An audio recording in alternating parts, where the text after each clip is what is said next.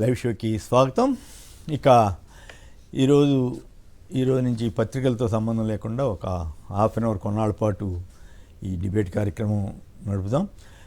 ఈ తాజా పరిణామాలు ఈ నేపథ్యంలో ముందుగా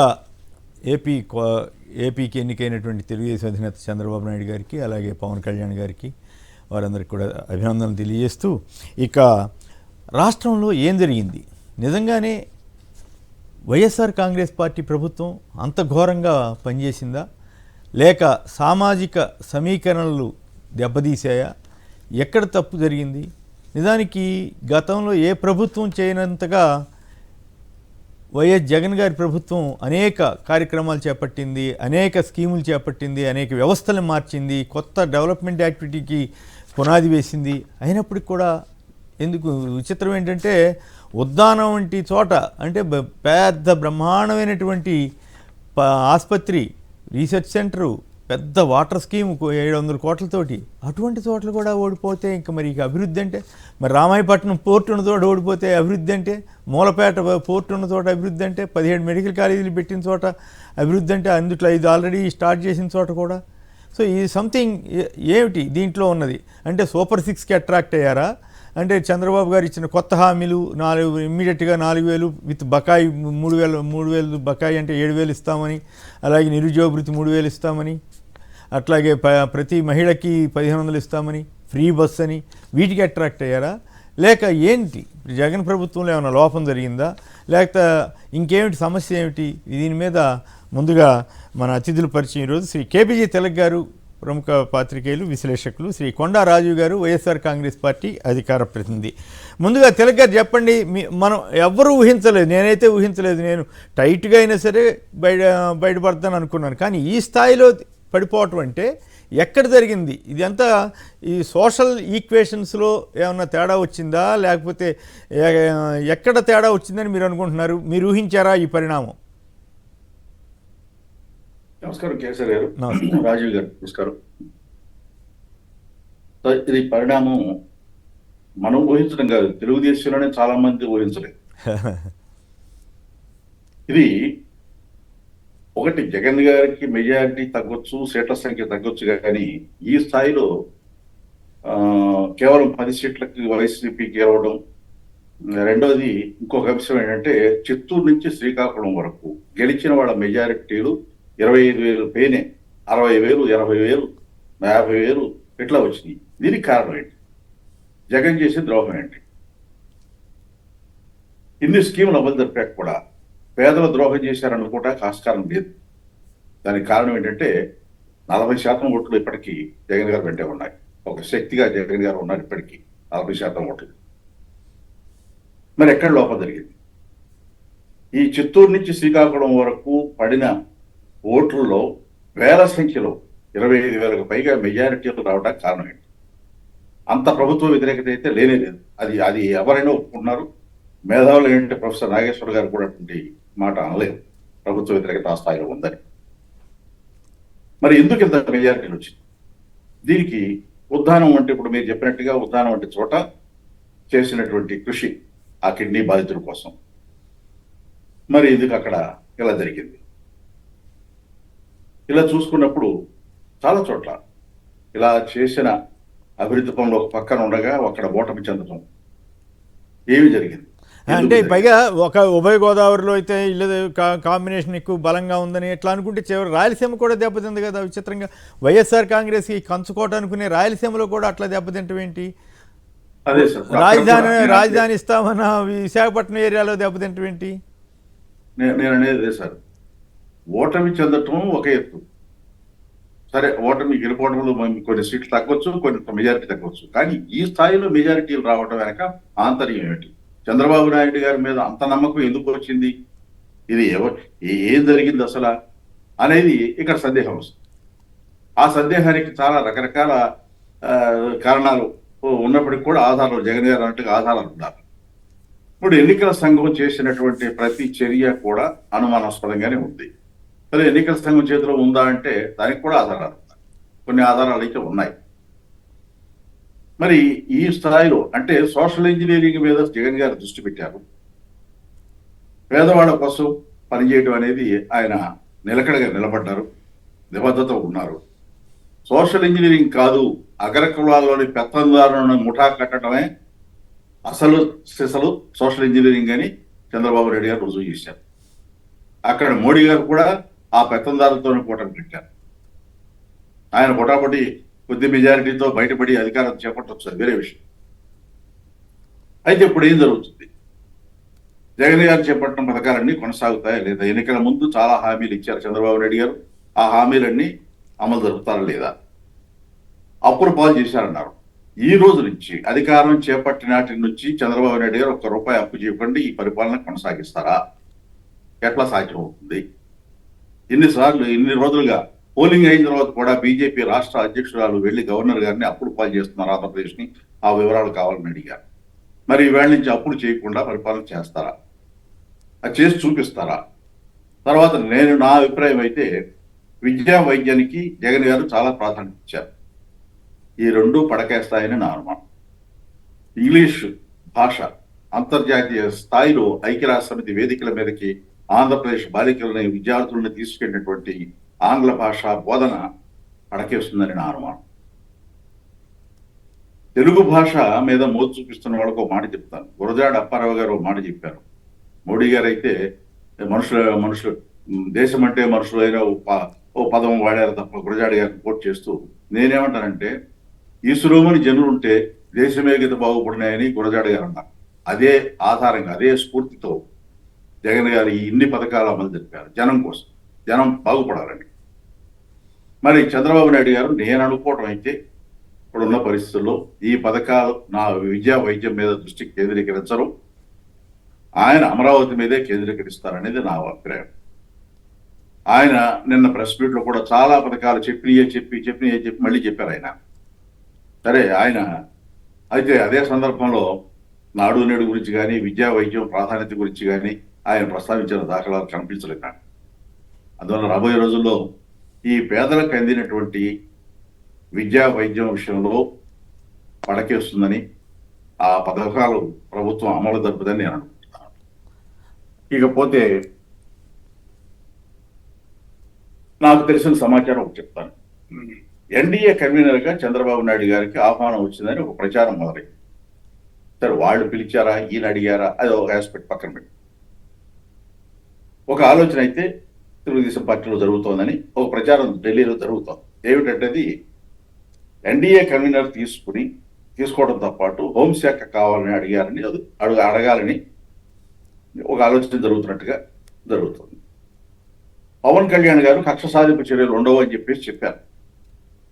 కానీ చంద్రబాబు నాయుడు గారి దృష్టిలో అవి ఉండవని నేను అనుకోవట్లేదు.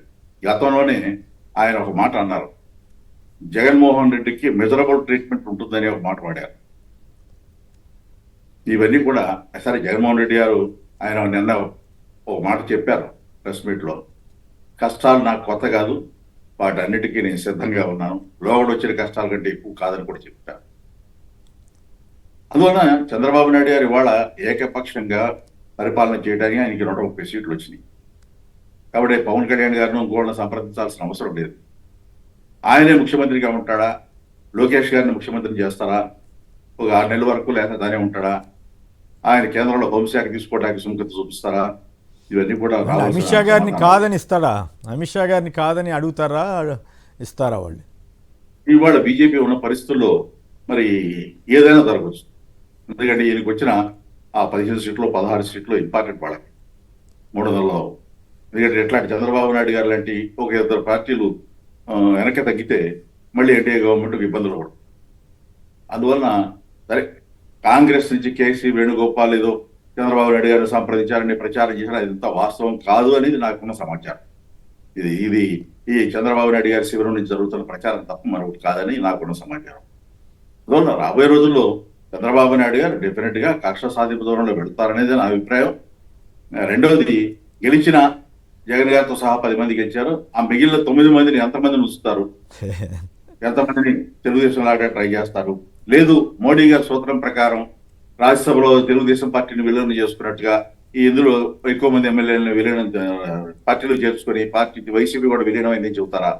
ఇట్లాంటివన్నీ జరుగుతాయి. కేంద్రంలో గెలిచినటువంటి ఎంపీ సీట్లు కూడా అలాగే మోడీ గారు ప్రయత్నం చేస్తారా లేకపోతే చంద్రబాబు నాయుడు గారు ప్రయత్నం చేస్తారని నాకున్న అనుమానం. తర్వాత ఇక టార్గెట్ విషయానికి వస్తే జగన్మోహన్ రెడ్డి గారితో పాటు పెద్దిరెడ్డి రామచంద్రారెడ్డి గారు మీద కూడా కాన్సన్ట్రేట్ చేస్తారు. ఆయన మీద ఎక్కువ దృష్టి ఉంది చంద్రబాబు నాయుడు గారు. ఇక కక్ష సాధింపు అంటే రెడ్ బుక్ అని లోకేష్ గారు ఊరూరో తిరిగారు కాబట్టి ఆయన మరి పవన్ కళ్యాణ్ లాగా సమాధానం చెప్తారని నేను అనుకోను. ఈ ఏది ఏమైనప్పుడు కూడా ఈ మెజారిటీలు లోకేష్ గారికి 90,000, బాలకృష్ణ గారికి 80,000, బుచ్చి చౌదరి గారికి 65,000 ఏమిటి మెజారిటీలు? దీని వెనక అంతర్ యూనిట్ ఎవరు వేశారు ఓట్లు? ఎక్కడి నుంచి వచ్చిన ఇంత మెజారిటీలు? ఈ రహస్యం ఛేదించాల్సి ఉంది. ఎందుకంటే జగన్ గారి మీద నమ్మకం ఎక్కువ, చంద్రబాబు నాయుడు గారి మీద నమ్మకం ఎక్కువ అంటే అది అందరికి తెలిసిన రహస్యం. అంటే ఇంత మెజారిటీ వచ్చిందంటే ఈ గవర్నమెంట్ అమలు చేసిన స్కీములు కూడా వాళ్ళు తీసుకున్న వాళ్ళు కూడా వ్యతిరేకంగా ఓటేసినట్లే కదా. అంతే కదా. ఇప్పుడు వాళ్ళు వేశారా? ఏం జరిగింది అసలు తెలియాలి. ఎట్లా తెలుస్తుంది ఏం జరిగిందో తెలియాలి ఎట్లా గతంలో. ఎందుకంటే ఈ మాట నేను ఎందుకంటున్నానంటే, ఇప్పుడు నా ఆరోపణ కాదు. చంద్రబాబు నాయుడు గారు ఒకప్పుడు హరిప్రసాద్ ఆయనతో ఈవీఎం మిషన్ దొంగతనం చేయించారు. ఆయన ఎందుకు దొంగతనం చేయించారంటే ఈవీఎం మిషన్ లో ఓట్లు తారుమారు చేయొచ్చని వాళ్ళు సమాధానం చెప్పారు. ఆ తర్వాత 2019లో ఈవీఎం మిషన్ల ద్వారానే జగన్మోహన్ రెడ్డి గెలిచారని చెప్పారు. అందువల్ల ఇవన్నీ ఇప్పుడు వచ్చిన మెజారిటీలను చూస్తే ఆ సందేహం కలుగుతుంది. ఇవన్నీ కూడా కేసు ఫర్ స్టడీ. రైట్. ఒకసారి జగన్మోహన్ రెడ్డి గారు చెప్పినట్టు ఎవరి చేతుల్లో ఏం లేదు. రాజీవ్ గారు మాట్లాడిన తర్వాత మళ్ళీ మాట చెప్పాలండి. ఇంకో మాట చెప్పాలి. చెప్పండి. అమెరికాకు చెందినటువంటి ఆర్టిఫిషియల్ ఇంటెలిజెన్స్ 1 అనే సంస్థ CEO ప్రెస్ మీట్ పెట్టి లాస్ట్ వీక్ ఇజ్రాయెల్ కంపెనీల ద్వారా ఇండియాలో ఎన్నికల్లో జోక్యం చేసుకుని కాంగ్రెస్ పార్టీ వైపు మొగ్గు చూపించేందుకు ఈవీఎంలను మేనేజ్ చేయడానికి ప్రయత్నం జరుగుతుందని ఆయన ఒక ఆరోపణ చేశారు. దాన్ని బీజేపీలో ఒక నాయకుడు దాన్ని ప్రస్తావన కూడా చేశారు అని ఈ సందర్భంలో అది కూడా గుర్తుపెట్టుకోవాలి. లేకపోతే ఈ మోడీ గారికి వ్యతిరేకంగా, మోడీ గారికి అనుకూలంగా పాజిటివ్గా ఉన్నారంటే రాహుల్ గాంధీ గారికి 2 లక్షలు, 1,50,000 ఏం మెజారిటీలు ఇవి ఎట్లా వచ్చినాయి? ఎట్లా సాధ్యమైంది? ఆ స్థాయిలో మోడీ గారి మీద వ్యతిరేకత ఉందా అనేది ఒకటే ఆస్పెక్ట్. సరే, అక్కడ ఎలా ఉన్నా కానీ ఇక్కడ మాత్రం ఈ మెజారిటీ చూశాక ఒక సందేహం అయితే కలుగుతుంది. దానికి ఆధారాలు లేకుండా మనం ఏం మాట్లాడలేము. దానికి భవిష్యత్తులోని ఆధారాలు దొరకాల్సింది తప్ప ఇప్పుడే చేయగలిగింది. అంటే అన్నిటికీ ఆధారాలు దొరకనప్పుడు మనం మాట్లాడటం కూడా, దాని మీద స్పష్టంగా అభియోగాలు మోపడం కూడా కరెక్ట్ కాదు. రైట్. ఇక రాజీవ్ గారు చెప్పండి, ఏమిటి ఇంత వైపరీత్యాన్ని మీరు ఊహించారా? ఎట్లా? నేనైతే ఊహించలేదు అనుకోండి, అది వేరే విషయం. బహుశా నాకు ఒక రకంగా చెప్పాలంటే మా బొట్టాళ్ళం ఫెయిల్ కూడా అయినట్లు లెక్క.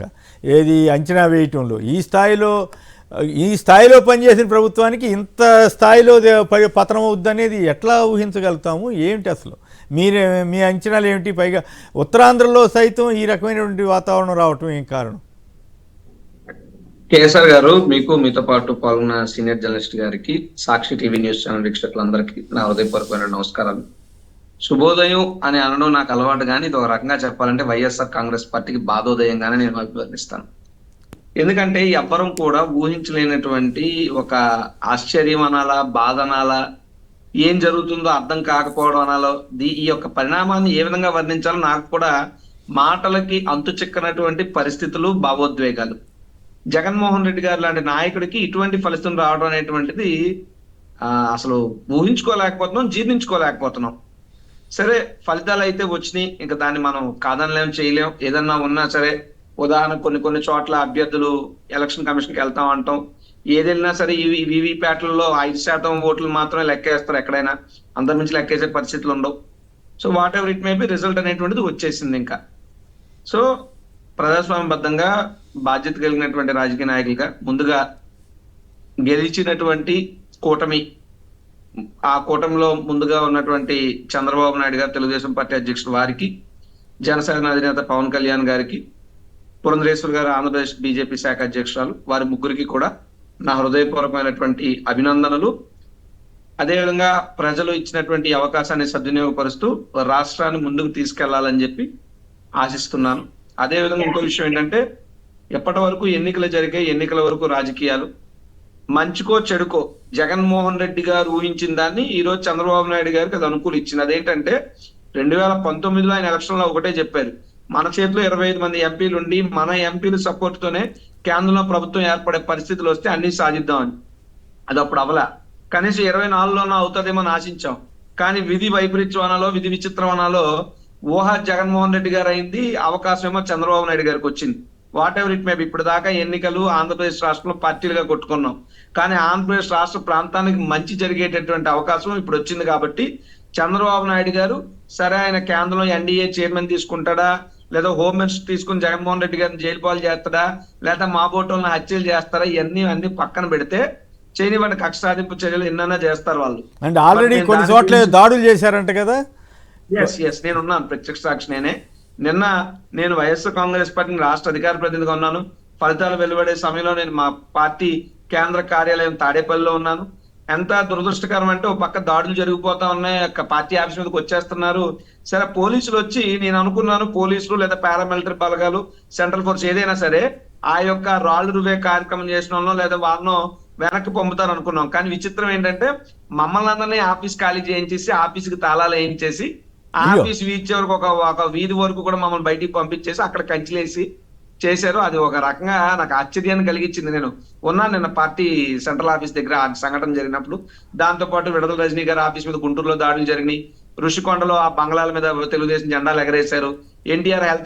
వైఎస్ఆర్ హెల్త్ యూనివర్సిటీకి వైఎస్ఆర్ అని 3 అక్షరాలు బద్దలు కొట్టి ఎన్టీఆర్ అని రాశారు. ఇక్కడ వైజాగ్ బీచ్ లో ఆ వైఎస్ఆర్ వ్యూ పాయింట్ తీసి వేరే పేరేదో పెట్టారు. సో అలాగే సచివాలయాలు ఎక్కడ కనబడితే అక్కడ సచివాలయాన్నిటికీ కూడా వాళ్ళే ఓపెన్ గా వెళ్ళి ఎల్లో రంగులు వేస్తున్నారు. సరే, ఇంకా వాళ్ళ ఆనందాన్ని వాళ్ళు వ్యక్తపరుచుకునేటటువంటి తీరుగా దాన్ని అనుకుని ఊరుకోవాలి. ఎందుకంటే ఏమీ చేతగాలేనప్పుడు, మనం ఏమీ చేయలేనప్పుడు అలాగ అనుకుని ఊరుకోవడం కన్నా కడుపు చించుకుంటే కాలు మీద పడే పరిస్థితులు తప్పితే ఇంకా అంతకన్నా మనం ఏమి చేయలేము. అయిపోయింది. బట్ ఇప్పుడు ఈ రాష్ట్రంగా ఏంటంటే, చంద్రబాబు నాయుడు గారికి అంత కీలక పాత్ర అక్కడ వచ్చే అవకాశాలు ఉన్నాయి. కాబట్టి ఎస్, స్పెషల్ స్టేటస్ తీసుకురమ్మని చెప్దాం అనుకుంటున్న చెప్పాలి. అదేవిధంగా విభజన హామీలు నెరవేర్చమనాలి, పోలవరాన్ని పూర్తి చేయమనాలి.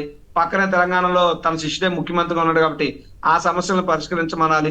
సో ఇవన్నీ కూడా చేయాలి. దీంతో పాటు ఆయన ఏదైతే హామీలు ఇచ్చారో, దాదాపు రాగానే తొలి మెగా డిఎస్సి పై తొలి సంతకం, వృద్ధులకి 4,000 పెన్షన్, దివ్యాంగులకు 6,000 పెన్షన్, 4,000తో పాటు 3 నెలల బకాయి కూడా, 4 నెలలతో పాటు 3 నెలల బకాయి కూడా ఇస్తారన్నట్టు. 3 నెలల బకాయి, మహిళలకు ఉచిత బస్సు, వాలంటీర్లకు 10,000, 20 లక్షల ఉద్యోగాలు, బీసీ రక్షణ చట్టం, అన్నా క్యాంటీన్, ఏదైతే చెప్పారో ఇవన్నీ బహుశా జగన్మోహన్ రెడ్డి గారు ఏదన్నా చెడు చేశారో, జగన్మోహన్ రెడ్డి గారు వైఫల్యం చెందారో, అందువల్ల ఈ రిజల్ట్ అని నేను అనుకోవట్లేదు. ఏం జరిగిందో మాకు తెలియదు, కానీ బహుశా జగన్మోహన్ రెడ్డి గారి కంటే ఎక్కువ చంద్రబాబు నాయుడు చేసేస్తాడేమో. చంద్రబాబు నాయుడు చెప్పిన పథకాలన్నీ అమలు అవుతాయేమో. మాకు 5 ఏళ్లలో 2,70,000 కోట్లు కాదు, ఏడాదికే 1,70,000 కోట్లు ఇచ్చే ప్రభుత్వం కావాలనుకున్నారో ఏమో. మరి ఈ రకమైనటువంటి రిజల్ట్ వచ్చింది. సరే, ఆ రిజల్ట్ వచ్చే క్రమంలో ఏదైనా తప్పులు జరిగినా, మాయలు మోసాలు అన్యాయాలు జరిగినా దాన్ని మేము అనగలం తప్పితే, నన్ను జగన్మోహన్ రెడ్డి గారు చెప్పినట్టు ఆధారాలు అయితే ఎవరికి లేవు. ఆ పైన ఉన్నటువంటి భగవంతుడికి ఆధారాలు తెలుస్తాయి తప్పితే మన బోటోళ్ళకి తెలియదు. కాబట్టి ఏదైనా కొత్త ప్రభుత్వం ఏర్పడింది కాబట్టి వారికి శుభాభినందనలు తెలియజేస్తూ ఒకటే కోరుకుంటున్నాం, కక్ష సాధింపు చర్యలు అనేటువంటివి తారాస్థాయిలో లేకుండా చూసుకోండి. ఏదో మీ ఆనందమో కడుపు మంట తీర్చుకోవడానికో చేస్తారు, వద్దన్నా సరే చేస్తారు. బట్ అది మితిమీరిన స్థాయిలో చేసి కార్యకర్తలను, ప్రజలను భయభ్రాంతులు గురిచేసే పరిస్థితులు చేయొద్దని చెప్పి నా విజ్ఞప్తి. అదేవిధంగా వైఎస్ఆర్ కాంగ్రెస్ పార్టీ నాయకులకు నా సూచన కూడా, మీరు అందరూ కూడా ఇళ్ళ దగ్గర సీసీ కెమెరాలు అవి పెట్టుకోండి. ఇది ఉత్తరే అనట్లేదు సార్, ఎందుకంటే గత అపోజిషన్ ఫేస్ చేసి వచ్చినాడు. రాజీవ్ గాంధీ ఏమి అధికారం వచ్చిన వైఎస్ఆర్ కాంగ్రెస్ పార్టీలకు రాలా. 2019 ముందు ఉన్నటువంటి అత్యంతమైనటువంటి అపోజిషన్, ఆ రోజు జగన్మోహన్ రెడ్డి గారు వెంట 67 మంది ఎమ్మెల్యేలు, 23 మంది ఎమ్మెల్యేలు వెళ్ళిపోయిన పరిస్థితులు. అప్పుడు అపోజిషన్ గా విశాఖపట్నం యోజన చూసి పనిచేసిన వ్యక్తిగా వీళ్ళు పెట్టే బాధలు ఎలా ఉంటాయో అనుభవపూర్వకంగా తెలిసిన వ్యక్తిని కాబట్టి చెప్తున్నాను. కాబట్టి అందరూ సమయం పాటిద్దాం, కొంత సమయం కొత్త ప్రభుత్వానికి ఇద్దాం, వాళ్ళు ఏం చేస్తారు దాని తర్వాత ప్రజలకు అర్థమైతే ప్రజలే మాట్లాడతారు. మీరు ఈ మాట అన్నారు కాబట్టి నాకు గుర్తుకొచ్చింది. విచిత్రం ఏంటంటే, నేను ఎప్పుడు కూడా చంద్రబాబు గారిని లేకపోతే పవన్ కళ్యాణ్ గారిని ఎవరన్నా అభ్యంతరకర పదాలు వాడితే నేను ఎప్పుడు ఒప్పుకోలేదు. కానీ చిత్రంగా కొంతమంది మిత్రులు ఫోన్ చేసి నన్ను బండబూతులు తిట్టారు. ఏందా, నేనేం తప్పు చేశాను, నా బుద్ధి చెప్పారు కాబట్టి నేను చెప్తున్నా. అంటే నాకు అర్థం కాలే వాళ్ళ ఆత్మసంతృప్తి. దానికి మనం ఏం చేస్తాం? సరే, లెట్ థింగ్స్ హ్యాపెన్. అదే అన్న, నేను ఒక మాట సార్, కడుపు చించుకుంటే కాలు మీద పడతా సార్ అన్నాను ఇందాక ఒక మాట. ఎందుకన్నానంటే, మీ బోటోడికి అంటే నా బోటోడికి నిన్న గెలవడం కాదు, రకరకాల ఫోన్ అంటే నిన్నే డిసైడ్ అయిపోయాను నేను. అన్నోన్ నెంబర్లు ఇంక ఎత్తకూడదు, వీలైతే కొత్త ఫోన్ నెంబర్ ఒకటి తీసుకోవాలి. నేను కూడా అదే పని చేస్తున్నాను. ఇక తెలియని నెంబర్లు ఎత్తట్లేదు. ఒకవేళ ఒక పేరు వచ్చింది, ఆ పేరు తెలిసిన పేరు అనుకుని ఎత్తితే బూతులు తిట్టారు. ఓహో సరే నన్ను మీకు తిట్టారు. కోపం ఈ స్థాయిలో ఈసారి- ఉందని ఇప్పుడు నేను ఇప్పుడు ఈసారి కూడా బట్ ఒక మాట చెప్తాను సార్. నేను ఇప్పుడు కూడా ఒక మాట చెప్తున్నా, నేను ఎక్కడ ఒక్క అబద్ధం చెప్పలా. ఆ? ఈనాడు కానీ ఆంధ్రజ్యోతి కానీ వాళ్ళు రాసిన అబద్ధాలను మాత్రమే నేను చెప్పా. నిజంగా ఇప్పటికి కూడా నేను వాటిని నమ్ముతున్నా. అందుకైతే రాజకీయ నాయకులు అబద్ధాలు ఆడారంటే వీ కెన్ అండర్స్టాండ్, కానీ పత్రికలు ఆ రకంగా ప్రజాస్వామ్యాన్ని శాసించకూడదు అనేది నా అభిప్రాయం. ఇప్పటికీ అదే అభిప్రాయం, అప్పుడు అదే అభిప్రాయం. కానీ దీనివల్ల కానీ ప్రజలు ఆ దుష్ప్రచారం ఇప్పుడు టైటిలింగ్ యాక్టివిటీ అన్నిటి మీద నమ్మారని అనుకోవాలి. ఇప్పుడు ఇవన్నీ కూడా నేను 2 విషయాలు అయితే చెప్తాను సార్. 2 విషయాలు అయితే చెప్తాను. గెలిచినంత మాత్రాన అంగీకరించినట్టు కాదు, ఓడినంత మాత్రాన వ్యతిరేకించినట్టు కాదు. భారతదేశానికి రాజ్యాంగాన్ని అందించినటువంటి అంబేద్కర్ గారు ఈ ప్రజాస్వామ్యంలో పోటీ చేసి ఓడిపోయారు సార్. అంత మాత్రాన అంబేద్కర్ గారు చేసినటువంటి రాజ్యాంగం ఏం మట్టిపాలు అవలా. ఆ రాజ్యాంగం ఈ రోజు బాట అయ్యింది. అలాగే ఈ రోజు మంచి చేసినటువంటి జగన్మోహన్ రెడ్డి గారు ఓడిపోయి ఉండొచ్చు కాక, కానీ జగన్మోహన్ రెడ్డి గారు చేసినటువంటి మంచి మట్టిపాలు అవ్వలేదు. భవిష్యత్తుకి బంగారం అవి పనికిరానివి అయితే కాదుగా, అవి పనికిరానివి అయితే చంద్రబాబు గారు ఇవేవి నేను ఇంప్లిమెంట్ చేయనని చెప్పుండేవారు కదా, ఇంకా ఎక్కువ చేస్తానన్నారు కదా. అక్కడే తేడా కనపడుతుంది. ఇంకొక విషయం గమనించండి. ఇప్పుడు ఎలక్షన్స్ అంతా కూడా ప్రజలకు మనం ఎంత మంచి చేసాం, మన స్టేట్ ఎంత డెవలప్ చేసాం, ఏ స్టాటిస్టిక్స్ ఎంతమంది క్లబ్ చేసి ఇదంతా నడవలా. ఎలక్షన్ అంతా కూడా ఎమోషన్ మీద, ఒక మ్యానిపులేషన్ మీద మాత్రమే నడిపించారు. ఉదాహరణకి తెలంగాణ రాష్ట్రంలో టీఎస్ తీసి టీజీ అని పెడితే ఏ మీడియా దాని మీద మాట్లాడదు, లేదా లోగో మార్చేస్తే ఏ మీడియా మాట్లాడదు, లేదా గీతం మార్చేస్తే ఏ మీడియా మాట్లాడదు. అనుకోకూడదు ఆ 3 జగన్మోహన్ రెడ్డి గారు అధికారంలోకి వచ్చిన చేసినంటే అంత రచ్చ చేతులండి. అంటే చేతిలో మీడియా హౌస్లను పెట్టుకొని, చేతిలో మీడియా హౌస్, డబ్బు బలం, సినిమా పవర్, కేంద్రం పవర్ ఇన్ని పెట్టుకుని కర్ణుడి చావుకు అనే కారణాలు అన్నట్టు ఈరోజు జగన్మోహన్ రెడ్డి గారికి చావు రాజకీయంగా ఒక రకంగా చావు దెబ్బ మనకు తప్పదు. ఇది నచ్చపోతే తప్ప ఒక రకంగా చావు దెబ్బే కొట్టారు. కాదు ఇప్పుడు మీరు రాజకీయ నాయకులు మీలాంటి వాళ్ళకి ఏదో కింద మీద పడ్డారంటే అర్థం ఉంది. నా మీద కూడా కక్ష ఉండాల్సిన అవసరం, నేను ఎవరిని బూతులు తిట్టనివ్వలేదు. అయినా కూడా మా పుట్టాలు మేము తిలగారు ఈ రకమైనటువంటి మంచిదేనా చెప్తానండి. మీరు అన్నారు కాబట్టి చెప్తున్నాను. ఇప్పుడు నేనున్నాను, నేను 2016 నుండి డిబేట్స్ కి వస్తున్నాను. దాదాపు సుదీర్ఘంగా 8-9 ఏళ్ళ నా టీవీ డిబేట్ లో నా ప్రయాణం రాజకీయంగా. ఏ రోజు ఒక ఫిల్తీ వర్డ్ గాని, ఏ రోజు ఒక అప్రజాస్వామికమైన పదజాలం వాడడం కానీ, ఒకరిని బూతులు తిట్టడం కానీ, వ్యక్తిగతంగా ఆనందం చేయడం కానీ నేను చేయలేదు. కానీ నన్ను కూడా ఫోన్లు చేసి తిడుతున్నారు. సరే వాళ్ళ కడుపు మంటనో లేదు అంటే వాళ్ళు ఆ రకంగా చూపించుకుంటున్నారు అనుకోవాలి. అంతే అంతే. తిలక్ గారు మీ అనుభవం చెప్పండి. ఈ రకమైన పరిస్థితి మంచిదేనా? ఈ రకమైన పరిస్థితి ఒక మాట చెప్తానండి. జగన్మోహన్ రెడ్డి గారు ఇవాటికి కూడా ఒక శక్తి. ఇంకా చెప్పాలంటే ఆయన దేశ రాజకీయాల్లో ఒక దమ్మున్న నాయకుడిగా నిలబడ్డాడు. ఒంటరిగా పోటీ చేసి 40% ఓట్లు తెచ్చుకుంటే వాళ్ళు కూటమి కట్టి గెలిచారు కొద్ది శాతం ఓట్లు తేడాతో. అంతే తప్ప జగన్మోహన్ రెడ్డి గారు ఆయన ఫెయిల్ అయ్యాడనో, ఆయన స్కీములు ఫెయిల్ అయ్యాడని నేను అన్నాను. ఆయన వాటికి కూడా ఒక శక్తి, దమ్మున్న నాయకుడే. కాకపోతే 0 దగ్గర స్టార్ట్ చేయాలి. ఇప్పుడు ఆ 0 దగ్గర స్టార్ట్ చేయడానికి 40% ప్రజలు ఆయనతో ఉన్నారు. అది అందులో సందేహం లేదు. ఆయన 0 దగ్గర స్టార్ట్ చేసినా ముందుకు వెళ్తారని ఇక్కడ ఒక మాటగా చెప్పాలి. చంద్రబాబు నాయుడు గారు లాగా అగ్రకులాలను కూటమి కట్టలేదు, ఆయన అగ్రకులాలను మొబలైజ్ చేయలేదు.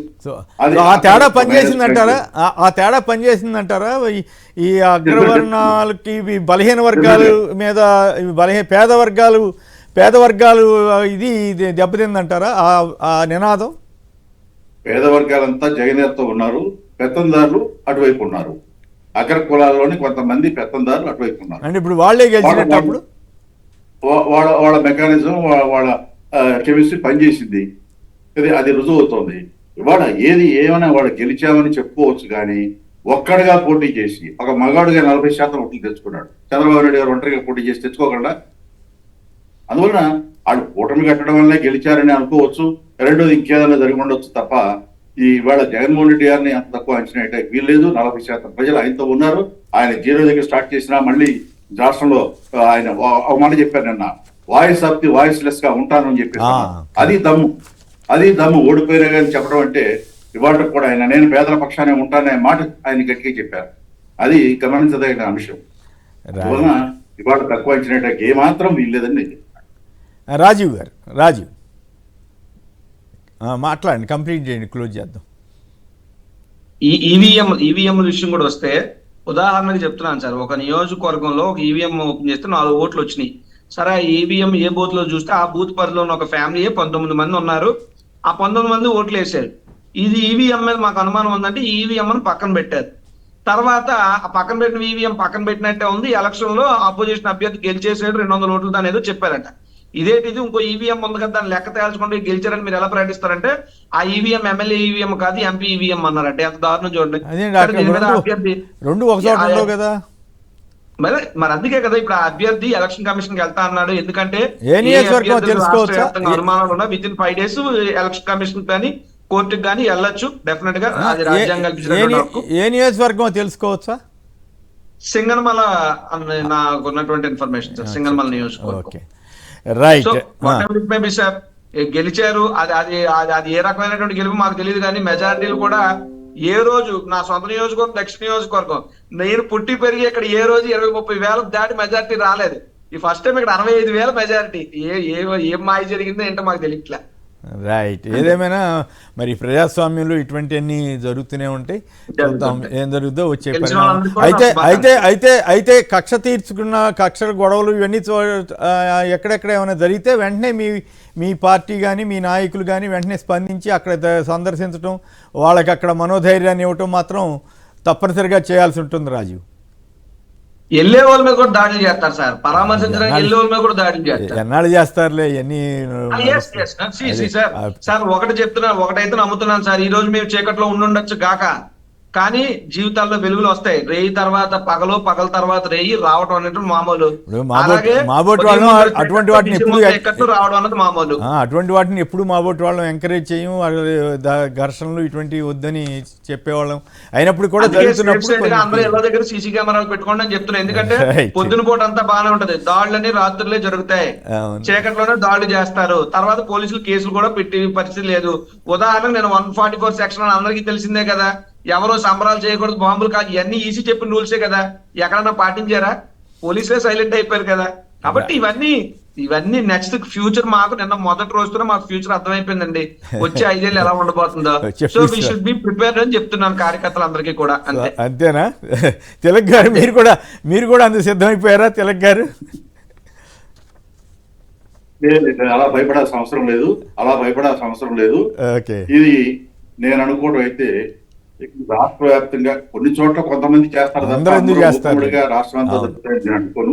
ఎక్కడో కక్షపూరిత వ్యక్తిగత ద్వేషాలు ఉన్న చోట జరుగుతాయి. వీటిని అంటే మూర్ఖత్వం, కులపిచ్చి ఇట్లాంటివన్నీ కూడా పనిచేస్తుంటాయి. అట్లా మీరు కక్ష సాధింపు అనుకుంటున్నారు. నేను ఒక్కరోజు జరిగిన పరిణామాలు చెప్తున్నాను. మొబైల్ ఫోన్ కి వైఎస్ జగన్మోహన్ రెడ్డి స్టిక్కర్ ఉన్న ఫోన్లు మాట్లాడుతూ రోడ్డు మీద ఎవరు కనబడినా నేను కొట్టాను. నిన్న జరిగిన దాడులు మీడియాకి పోలీసులకి రాలేదు. మేము చెప్తున్నాను కదా, బయట తిరిగా. నేను విజయవాడ ప్రాంతంలో ఉన్నాను, నిన్న రాత్రి బయలుదేరి విశాఖపట్నం వచ్చాను. కాబట్టి నేను ఏం చెప్తున్నానంటే భయపడమని నేను చెప్పట్లేదు, భయపెడుతున్నటువంటి నా మాటలు కాదు, కానీ తస్మాత్ జాగ్రత్త అని చెప్తున్నాను కార్యకర్తలకు మీ ద్వారా. బలమైన మీడియా అటువైపు ఉంది కాబట్టి వాళ్ళు ఇంకా రెచ్చిపోయినా కూడా వాళ్ళు ఎక్కడ అంతా కవర్ చేసేస్తారో ఆ విషయాలను కూడా జాగ్రత్తగా గమనంలో ఉంచుకోవాల్సిన అవసరం ఉంది. రైట్, కానీ ఒకటి కార్యకర్తల మీద ఏం జరిగినా జగన్మోహన్ రెడ్డి గారు ఫీల్డ్ లోకి వస్తారని నేను అనుకుంటున్నాను. రైట్, రావడం కూడా మంచిది. అవును, రావాలి కూడా. ఇటువంటిప్పుడే కదా నైతికంగా. ఇప్పుడు లేకపోతే విడుదల రజనీ గారి ఆఫీస్ అంతా ధ్వంసం చేశారంట, ఇంకెక్కడ వినుకొండలో ధ్వంసం చేశారంట. ఇవన్నీ మరి వార్తల కింద కనపడవు కొన్ని పత్రికలకి. దానికి ఏం చేస్తాం? అదంతా ఈ 5 ఏళ్ళు ఈ సమస్యలు ఉంటానే ఉంటాయి. రైట్, తిలక్ గారు, కొండ రాజీవ్ గారు ఇద్దరికి ధన్యవాదాలు. ఇది నేటి వార్త లైవ్ షో. నమస్కారం.